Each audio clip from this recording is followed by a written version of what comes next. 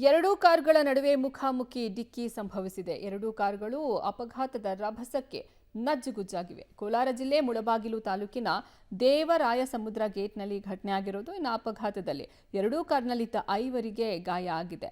ಗಾಯಾಳುಗಳು ಕೋಲಾರ ಖಾಸಗಿ ಆಸ್ಪತ್ರೆಗೆ ದಾಖಲಾಗಿದ್ದಾರೆ.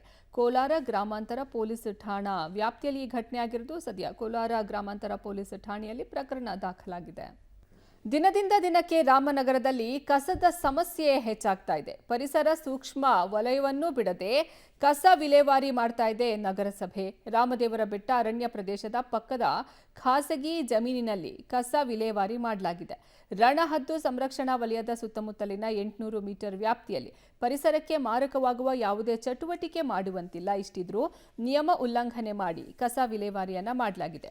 ನಿಯಮ ಉಲ್ಲಂಘನೆ ಬಗ್ಗೆ ನಗರಸಭೆ ಹಾಗೂ ಖಾಸಗಿ ಜಮೀನಿನ ಮಾಲೀಕರಿಗೆ ನೋಟಿಸ್ ಅನ್ನು ಅರಣ್ಯ ಇಲಾಖೆ ಕೊಟ್ಟಿದೆ. ನೋಟಿಸ್ ಕೊಟ್ಟರೂ ಸಹ ಕಸ ವಿಲೇವಾರಿಯನ್ನ ನಗರಸಭೆ ನಿಲ್ಲಿಸಿಲ್ಲ. ಇನ್ನು ನಗರಸಭೆ ವಿರುದ್ಧ ಪರಿಸರ ಪ್ರೇಮಿಗಳು ಹಾಗೂ ಸ್ಥಳೀಯ ರೈತರು ಆಕ್ರೋಶವನ್ನ ಹೊರಹಾಕಿದ್ದಾರೆ. ಕೂಡಲೇ ಪರಿಸರ ಸೂಕ್ಷ್ಮ ವಲಯದಿಂದ ಕಸವನ್ನ ಬೇರೆಡೆಗೆ ಶಿಫ್ಟ್ ಮಾಡುವಂತೆ ಒತ್ತಾಯವನ್ನ ಮಾಡಲಾಗಿದೆ.